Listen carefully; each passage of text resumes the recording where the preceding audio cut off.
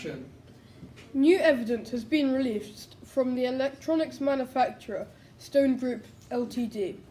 It suggests that according to a recent study, over 75% of educators believe technology can improve learning outcomes and shapes the way that teachers teach and students learn.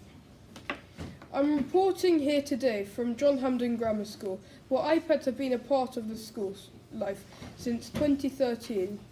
In this time, iPads have been used across the school, with uses ranging from note-taking, revision and research tasks to making music and editing photos in GCSE art class.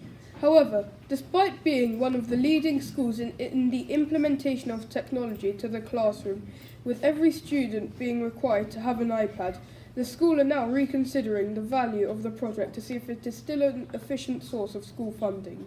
The iPads. iPads in schools? I think iPads in schools are brilliant in theory, and I think all teachers could think of really interesting ways of using them in a lesson.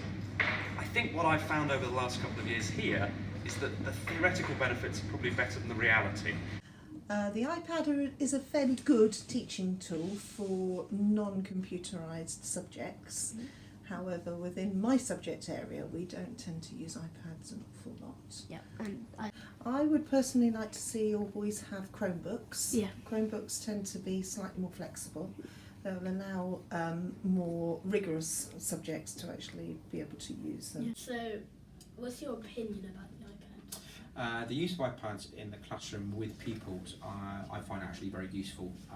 As I know, I teach you, Dee, you know that I use them pretty much every day. Every lesson at some point. Even if I'm not actively using the iPad, then there's the opportunity for the pupil to supplement their learning by using the iPad in conjunction with what I'm doing in the classroom, particularly for those people who are finding my subject quite hard. There's an opportunity for them to go on and use the iPads to supplement the teaching that I'm doing.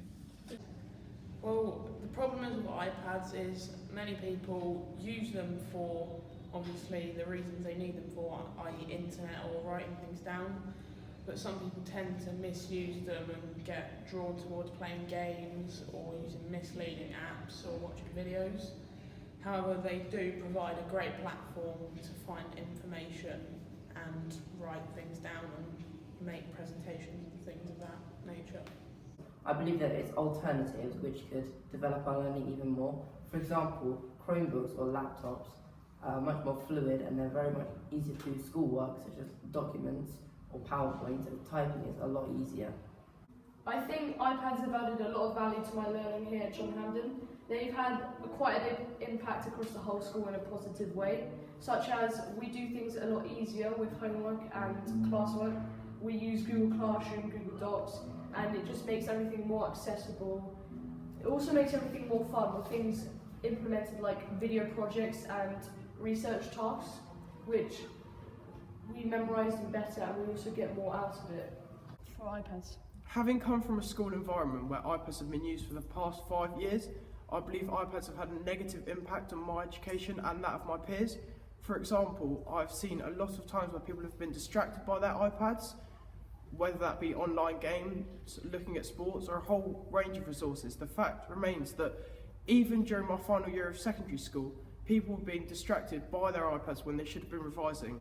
Despite the evidence released today and the fact that we now live in a constantly and rapidly developing technological world, it is perhaps the case that the implementation of iPads are not a unilateral solution to success in education.